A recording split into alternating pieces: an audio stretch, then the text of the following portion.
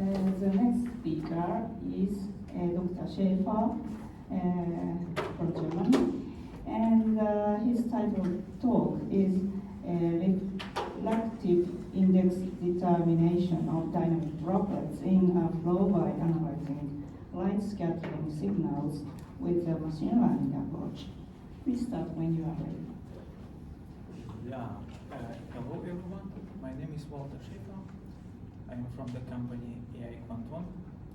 Together with OEM systems, we are developing AI-based optical measurement instruments for droplet and particles characterization. And today I would like to present one of our experimental studies in which we use AI-driven approach to measure the refractive index of individual droplets. This work is a part of a medical case study focusing on nozzle spray. And there are many optical measurement techniques for droplets and spray characterizations. The measurement technique which we use is based on the time shift technique, which was first introduced in 1985 and further later developed at the TU Darmstadt. Several PhD theses have contributed to advancement of this technique, also external PhD theses. I gave also a talk about this technique 11 years ago in Tokyo at OPC conference, where we presented new approach how to use time shift technique to measure non-transparent particles in droplets. To this time it was interesting topic. Actually the measurement technology for spray research has a long tradition at Technical University Darmstadt. I studied there physics and completed my PhD. During my PhD, me and my doctor father, Professor Begell, is here. We have developed and built a prototype for droplet and particle characterization in flow based on the time shift technique. Many German companies showed interest in our technology. As a result, me and my doctor father were applied for government funding to turn the prototype into a ready-to-use instrument. Since 2015, we're on the market, and since 2021, we have been working on integration AI tools in our technology. How the time shift technique works? It's some special measurement technique. Let me show you on this slide. The time shift technique based on this is an counting measurement technique. It's based on the light scattering of a single droplets on a shaped line beam. When a droplet passes the shaped light beam, the light scattering takes place, and the scattering intensity is registered by several detectors placed at specific angles. In other words, we can say moving droplets or moving single droplet transform the spectral intensity distribution of the light beam into a time signal, which we call time shift signal. If you have a look in this slide, in the middle you see a typical experimental laboratory setup of the time shift technique, where the two light detectors symmetrically located around the light source.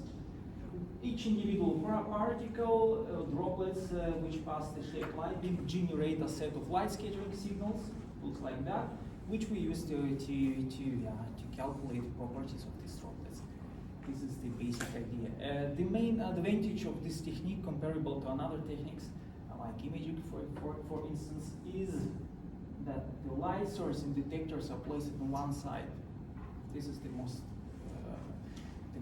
important advantage of this technique. A typical measurement gives us an assembly of droplets. This is a counting measurement technique, which can be visualized in histograms. At the same time, we can measure transparent, non-transparent droplets and their acquisition time. On this slide, we see an example of paint spray measurement. The measurement results are displayed on the monitor.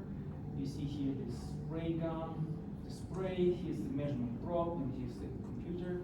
And as I already said, the most advantage of this technique, everything is on one side.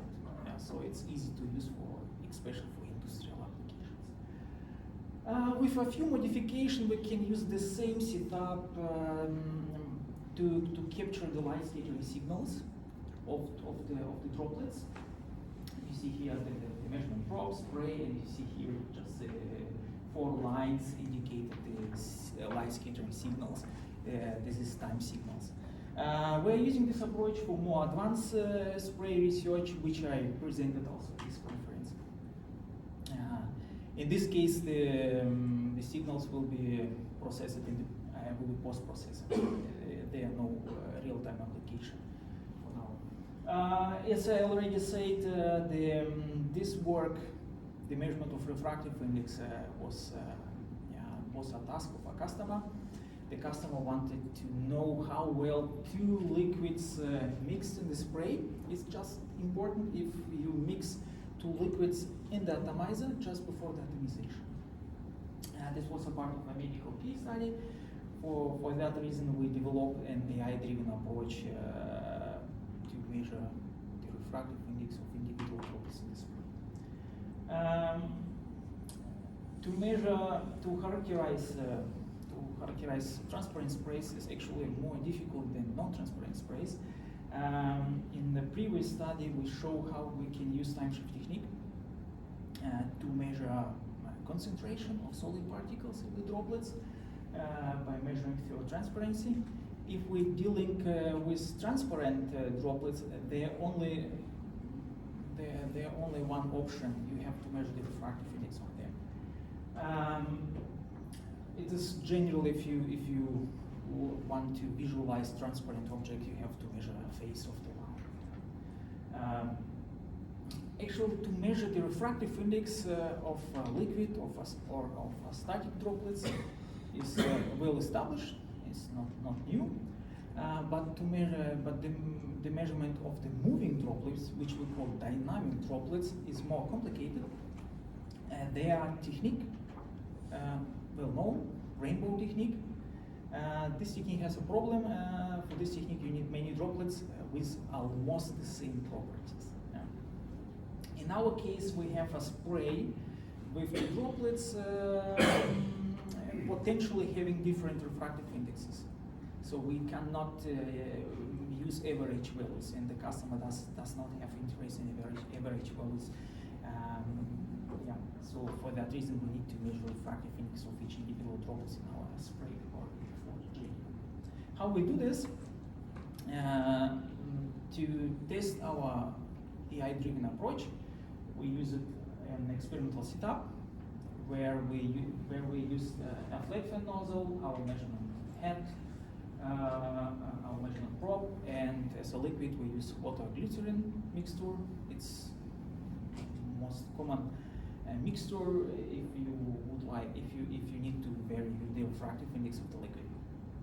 So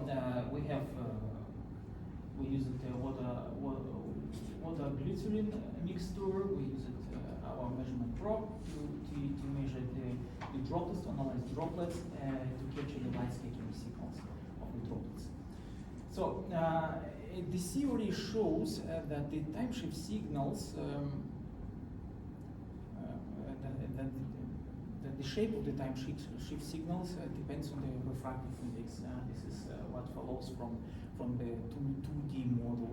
But if you look in the real signals from real droplets in the spray, clearly you have different trajectory, different situation, mixability of the droplets. The signals looks like chaotically. So it's not easy to visually recognize any clear correlation between droplet with different refractive indexes. So we need this is why we propose to use AI-driven approach. How we use AI or machine learning? We have here. You can see this on this slide. Actually, we have a neural network. We have input. We have output. As an input, we use 4 light scattering signals from the 4 detectors. captured during the measurement, and as an output we use the refractive index. This is as a single value. The model looks like that. The results are published in the final paper. As an input you have 4 light scattering signals, as output you have 1 value. Actually, instead of refractive index, you can use another values, droplet size, droplet velocity, and so on. So in this case, you should be sure that your light scattering signal is correlate with the values which you want to find with AI. This is the basic idea. Here's the result of our AI model. If you have a look in this in this diagram, we see the expected values and predicted values. The goal was to measure the refractive index of individual droplets. So we used our AI model. We trained our AI model with the data set and compared it with the test data. And here's the result. Also, expected refractive index from 1.34 to 1.41, and predicted refractive index. You see here the mean values are on the line, but they're error bars, and the error bars indicates the error for each individual droplet. It means the model is not so good that we can recognize the droplets with refractive index variation of 0.01, but this model is capable to distinguish between water droplet and ethanol droplet in the spray. The measurement, here's the table with the measurement data. This table you can find in the final paper. So this was actually the first goal. The second goal was to use, instead of 4 light scattering signals, to use only 1 light scattering signal to get the same result. This was the idea. Why it's important, why it's so interesting, because it's clear if you need only 1 light scattering signals, you can use only one detector. And if you use 1 detector, you have solved a lot of problems. First, synchronization, money, and so on. And you can build in more compact form, as you can see here. This is the measurement problem with 6 lenses, let's say, and here you see the measurement with 2 lenses. So we tested our model, we created new data sets and tested our models. And you see here the result. And on the y-axis is the error relative to the model which use 4 light scattering signals, and on the x-axis are different combinations of light scattering signals which are used, which were used to predict the refractive index. Yeah, you see here the combination 2.3 means here was used the detector 234, here was used the detector 213, and so on. So you can see here the error comparable to the calculation with the 4 light scattering signals. Yeah, you see this model works very well for some cases, but there are a lot of improvement, and this is our future work. And